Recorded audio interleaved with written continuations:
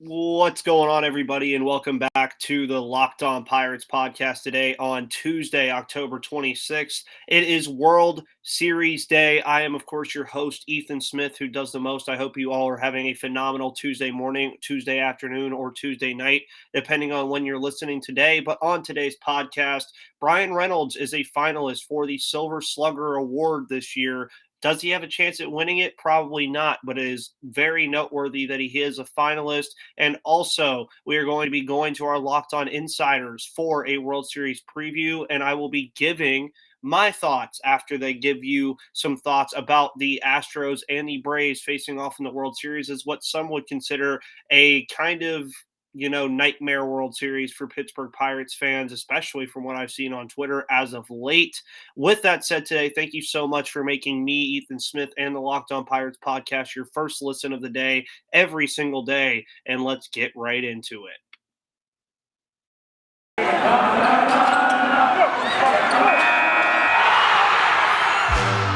You are Locked On Pirates, your daily Pittsburgh Pirates podcast. Part of the Locked On Podcast Network, your team every day.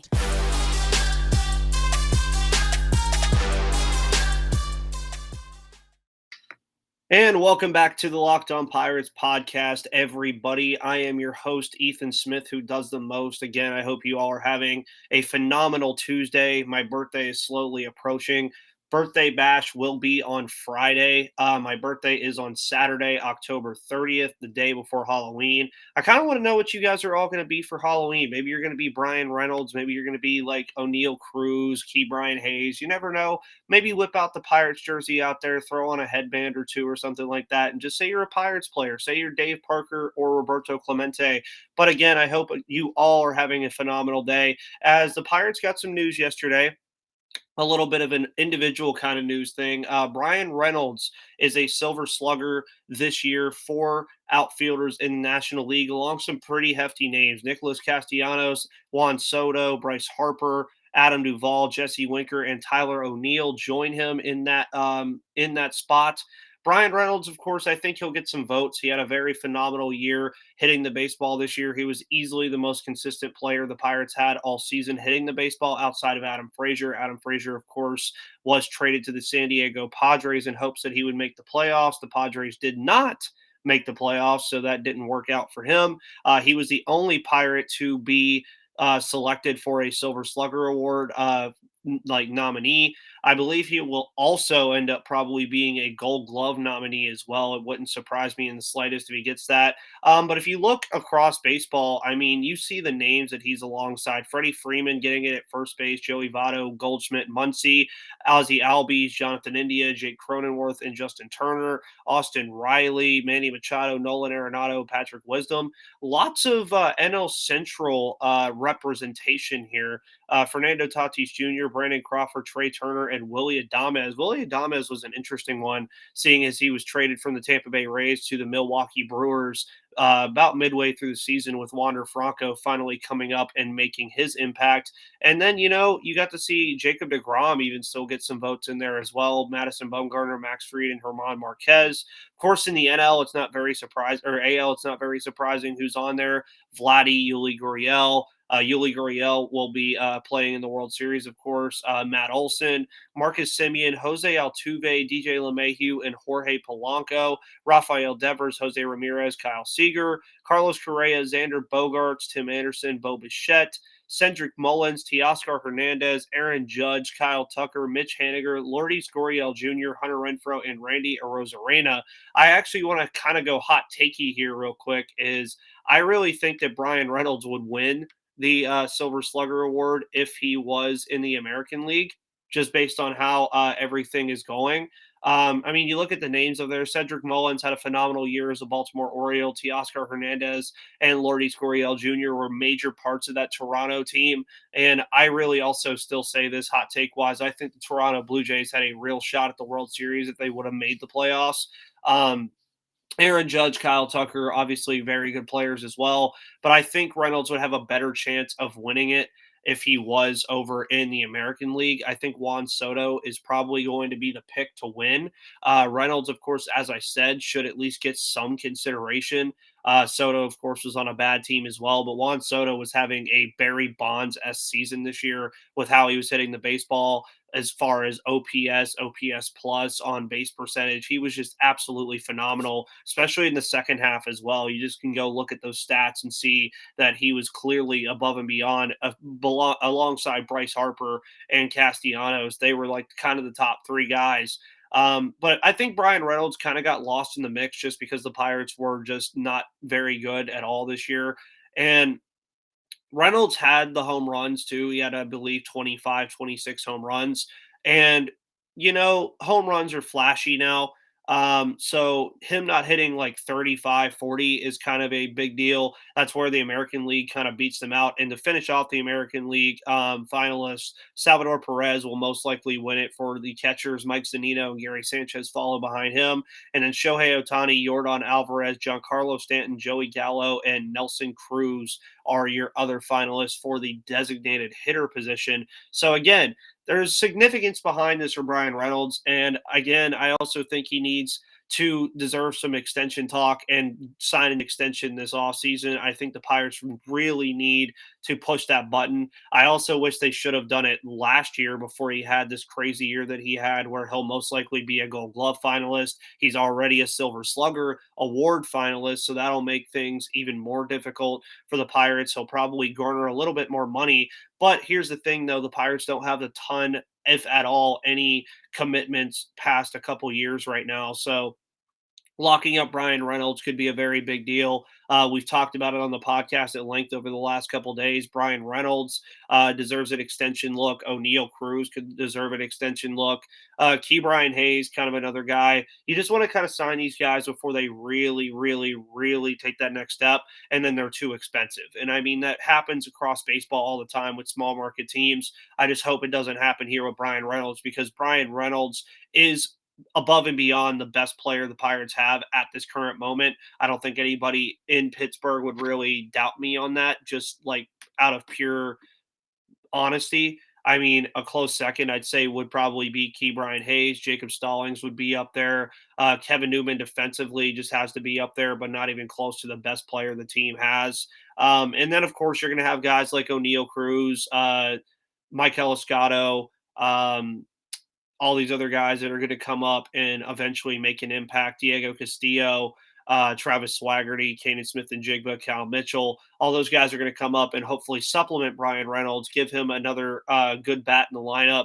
Key Brian Hayes was kind of getting there near the end of the year, but he definitely struggled hitting the baseball this year, especially with that wrist injury. But I really liked to see Bryan Reynolds get this kind of recognition from Major League Baseball that he didn't really get all year. It was just something that you didn't see from like a lot of people. It's like, yeah, he was an all-star alongside Adam Frazier. He had a really good year, but he wasn't really talked about enough, I don't think. And I also thought if he would have kept up his really good pace where he was hitting like 308, I know he kind of dipped down into the mid to low two or high 290s, or low 300s, but I think he also kind of deserves some MVP conversation as well. I don't think he'll get in that market. I think mostly like Freddie Freeman, um, maybe a Max Muncy, Juan Soto, Bryce Harper. Those guys will probably be in that conversation for the major most valuable player award.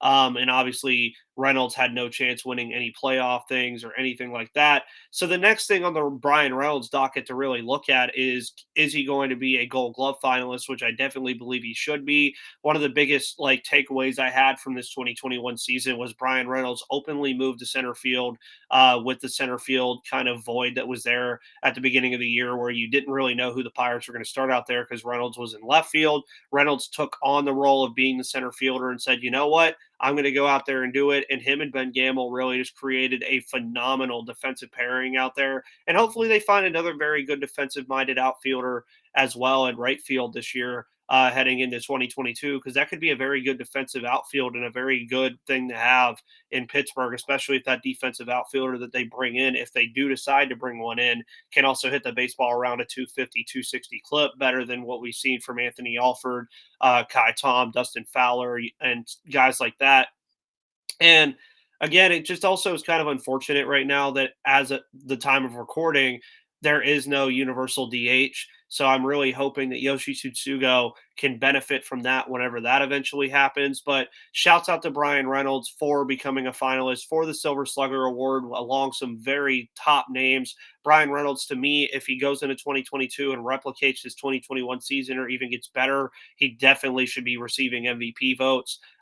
He's one of the top 5 to 7 outfielders, I believe, in the National League. That's why he was an All-Star this year.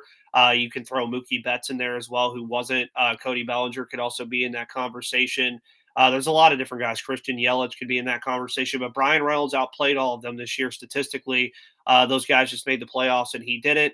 But moving forward in today's podcast, if you want to bet on who's going to win the Silver Slugger Award, the MVP, the Rookie of the Year, all that good stuff, you can check out betonline.ag. BetOnline.ag is back and better than ever. All eyes are on the diamond and the gridiron as teams are back for another football season and the World Series. As always, BetOnline is your number one spot for all the pro and college football action this season with a new updated site and interface, even more odds, props, and contests. BetOnline continues to be the number one source for everything football. Head to the website or use your mobile device to sign up today to receive your 50% welcome bonus on your first deposit.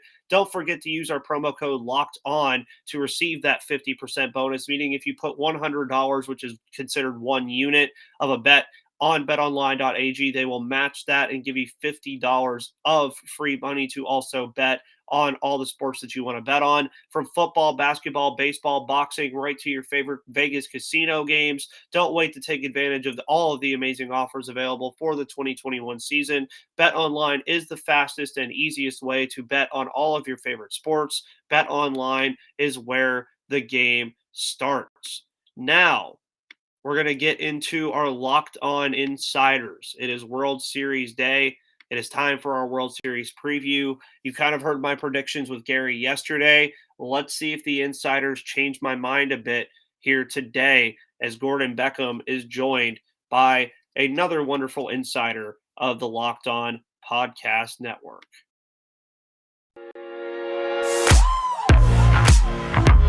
I'm Kanani Stevens with another Locked On MLB Insider Report, joined here by Gordon Beckham, our MLB Insider. The World Series stage is set. It's going to be Houston Astros and the Atlanta Braves, obviously some of the two hottest teams. They've made it to this point to make it to the World Series, but the Astros seem like they're here quite often. I think what we mentioned, their third appearance in 5 years in the World Series. So are you surprised that they made it back to this point, Gordon? No, I think they're a really good team. I mean, they're super talented. Obviously, they have kind of a checkered past with everything that's gone on over the last 5 years. But the fact that they're back there this year just shows how good they are, right? I mean, they're easily the best offensive team I think I saw most of the year. I mean, like, they were just really, really good. I actually called the White Sox-Houston games in the middle of the season when the White Sox were a pretty good team and Houston just buried them. So their offense is really, really good, and their bullpen's been great. I mean, they've been relying on that because their starters have kind of struggled in a lot of ways. So they're a hot team. Both teams are hot right now. I think that when you get to the World Series, you don't really have somebody that sneaks by. I mean, Atlanta had to play Milwaukee and then the Dodgers, and I mean, the Dodgers were playing really well. They beat the best team in the regular season, the Giants, and then got to the Braves, and I think they kind of ran out of gas. The Braves look good. They're trending in the right direction. This is going to be a great World Series. I think it's anybody's game. It's just a matter, just the small things are really going to add up and matter in this series, as they always do when it's on the line. We can't take much away from Atlanta. Obviously, they're in the playoffs almost every year, it feels like, as well. Obviously, to make the World Series, that's a big jump for them. But is this going to be something where experience plays a big role for the Astros because they've been here so much? Or is this something where, the Braves are really hot, and to have gotten to this point, they might continue rolling that way? Yeah, that's a great question. I do think that there might be some World Series jitters by the Braves, but I think at the end of the day, they're finding a way to get big hits in big situations, and I think that's going to continue. They just finished their series against the Dodgers, and they're a little bit they're coming off the field a little bit later than the Astros did. And so the Astros had this kind of layoff. Sometimes I don't think this will happen, but you can get away from the game and you just kind of lose a little bit of the feel when you have days off. So it might take them a minute or two to get going. And I think that for the Braves to really take this series, I think they're going to need to jump out to a hot start, get going early against this starting staff for the Astros, which is banged up and struggled a little bit. So the Braves have everything in their favor that if they can come out and their bats can do the talking, because their pitching staff is really, really good, and they're lined up. They have Charlie Morton going in game one. So the Braves have got a great chance to do this. Like I said, it'll be interesting to see if the layoff for the Astros gets them off to a little bit of a rusty start. And if the Braves can take advantage of that, if that does happen, they'll be in a driver's seat going back to Atlanta in game 3, 4, and 5. I think with those layoffs and for longer for some teams than others, it's a lot going to come down to management style. When you look at this, Dusty Baker, obviously he's been around forever and a day with a newer team this time around. But how do you kind of see these two managers dealing with their teams facing off against each other? Well, it's always fluid. I mean, you just have to basically manage the way your team's playing. And obviously they can't play, the Dusty Baker has no really say on how they start out, but he's got to be able to adjust for if the offense is there, if the starting pitching is going a little bit deeper, maybe than they did in the ALCS. Maybe they stick with them a little bit longer, but it's just a game of feel, right? I mean, it doesn't always have to be A plus B equals C. I mean, there's just different ways to get there. I think Dusty Baker's been doing it a long time. I know he wants this World Series, but Brian Snitker with Atlanta has been around just as long as Dusty. I mean, not as long as a head coach. Manager. But at the end of the day, like he has been tried and true. And an interesting thing too is Brian Snitker's son is the assistant hitting coach for the Astros. So it's going to be kind of a nice little father-son, matchup in the World Series. But both these managers really have the respect of their players, and both are, really highly regarded. So they don't seem to make a lot of mistakes when it comes to X's and O's of the game. I mean, they generally bring in the right people at the right time, and it's just on them to go with their gut and both of these managers do. I mean, I'm sure they look at the analytics, but a lot of what they do is based on their gut instinct, and it's proven to be pretty good so far. I think those are all valid points. Of course, you really have to go with it, especially in the postseason when anything can happen. So let's play a little game. For Houston, if they're going to win this series, what do you feel that they really need to focus on? Well, I think that starting pitching is huge, and their bats. I mean, obviously this, there's only so many things you can pick from, but their starting pitching has struggled, and their bullpen has been super taxed. So even though they've had 3 days off, those innings add up. I mean, they're the last two guys standing, Braves and Astros. And when you've had bullpens that are being used like a lot over the first two series, that adds up. And sometimes those guys can't close that out. So for them to win, the starting pitching has to go deeper in the games, and then their offense has to continue doing what it's been doing most of the year. Okay, now on the reverse, what do you think Atlanta really needs to focus on for them to be successful and get through here with a championship?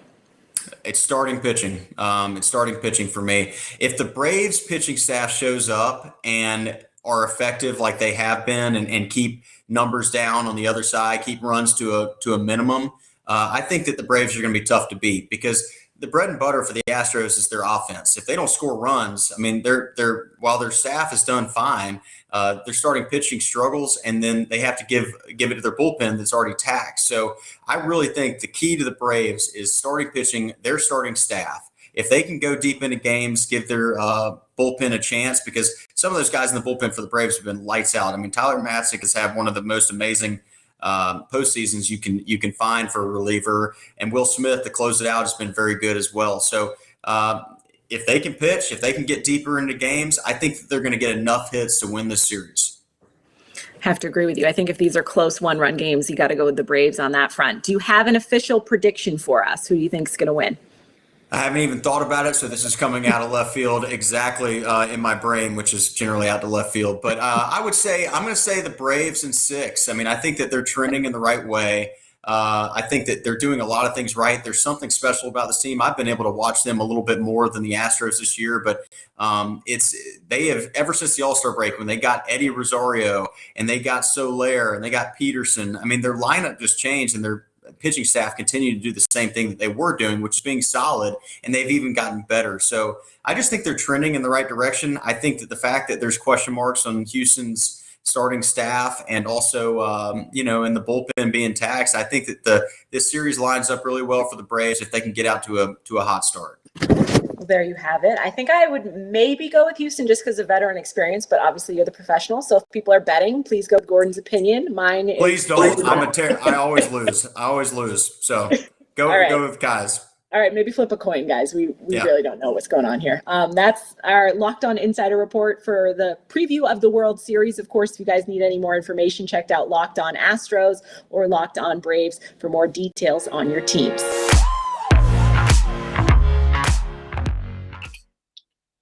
And that was the wonderful Keani Stevens and Gordon Beckham Jr. previewing this upcoming World Series, which starts tonight on Tuesday, October 26th. The Atlanta Braves and the Houston Astros will both be facing off in what I'm calling the Dusty Baker World Series, because Dusty Baker, of course, a former Atlanta Brave who basically played against the Houston Astros. And this is kind of like a World Series almost 50 years in the making for him. Dusty Baker, of course, took a lot of what he said into the series and said he's doing it for Hank Aaron, a player he admired when he played in Atlanta. And this series, like a lot of valid points there made by Gordon and Keani. If these games get into one-run games, the Atlanta Braves and the Houston Astros are going to be looking for the right pieces to move here. And Tyler Matzik, again, I brought him up yesterday. He's been phenomenal this postseason. The Braves, I think, do have the advantage on the pitching side of things, but this Astros offense has just been absolutely phenomenal all postseason. And if they can get after the Braves pitchers pretty quickly, it's going to be a very interesting series to see how the Braves kind of kick it back. Getting into the Braves for a minute as well. I mean, as Gordon mentioned, I mean, you had to beat the Milwaukee Brewers, an NL Central champion, and then the Los Angeles Dodgers, a 106-win team that also didn't have the easiest track either. I mean, the Astros track, not saying it was easy. They were down 2-1 to the Boston Red Sox and, in all honesty, looked dead in the water and then ripped off 3 straight wins. And they kind of handled the White Sox pretty easily as well. And the Braves, for the most part, also handled the Milwaukee Brewers pretty well also, and the Dodgers. I mean, neither of these teams has played a Game 7 or a deciding game yet in the playoffs where they had their back against the wall. I mean, the Astros had their back against the wall against the Red Sox when they were down 2-1, but they never played an elimination game in that series until they were up 3-2. So neither of these teams has been in an elimination scenario yet this year. The Dodgers, I believe, and the Dodgers were the only one, I believe, so far, and then the wild card games. So that'll be another interesting thing to see as well, is once the series gets to where a team has 3 wins, how does the team that is behind, or if it goes to a Game 7, Game 6, or Game 7, how does the team that needs the victory to stay alive, or the team that needs to win the World Series, how do those teams react? And that's something I think a lot of people aren't looking at right now, is neither of these teams have been on that brink of elimination just yet.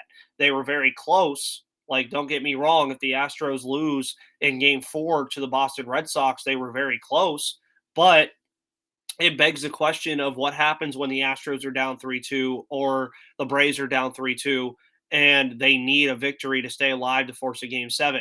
That's where I think this is going to come down to. I think this series will come down purely to pitching, realistically. I think the pitching is going to decide the series. The Astros, of course, don't have the advantage in that department. The Braves do, but I'm sticking with my prediction as well, saying the Astros will win the series in 6 or 7 games, just because I believe that they are the better team.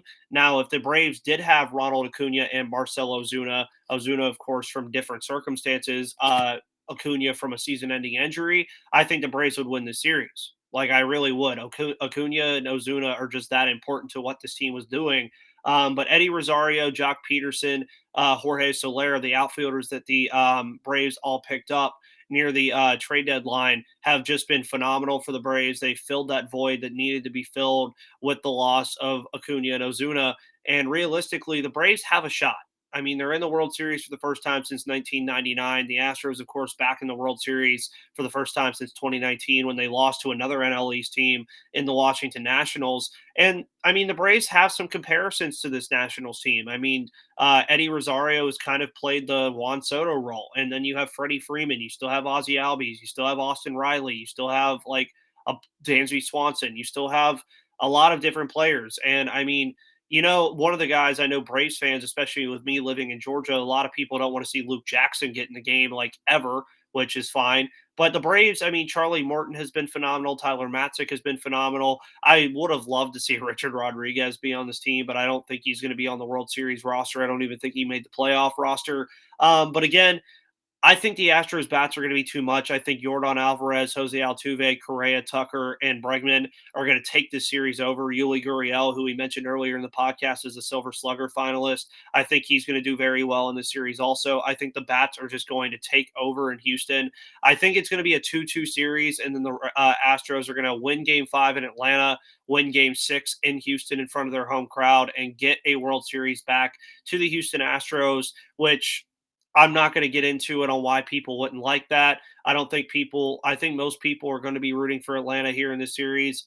Personally, I'm just looking for a wonderful World Series. The World Series always falls around my birthday. So the last time that there was like a really, really ridiculous World Series was, of course, Nationals Astros in 2019, and Game 7 was on my birthday that year. So, I mean, realistically, I'm just looking for really good, well played baseball. That's all I really want to see. I want to see both of these teams go at it. I want to see back and forth baseball. I want to see good pitching. I want to see good everything from these teams. And we're going to be following the series closely as it progresses. But until then, with the game being tonight, and then of course all the other games following, you can follow me on Twitter at MVP_Ethan, where I will be tweeting about these games, talking about them in length, also talking about them in length on this podcast. You can follow the podcast Locked On Pirates on Twitter at that name, Locked On Pirates. You can follow this podcast on Apple Podcasts, Spotify, Google Play, all that good stuff, Odyssey, and of course YouTube if you want to see my beautiful face every single day, Monday through Friday for the rest of the month. Until next time, guys, which will be tomorrow on Wednesday, October 27th, I hope you all have a phenomenal rest of your Tuesday. Thank you for making me your first listen of the day every single day on the Locked On Podcast Network. And I love you guys so much, and I will see you on the flip side. Thank you guys so much.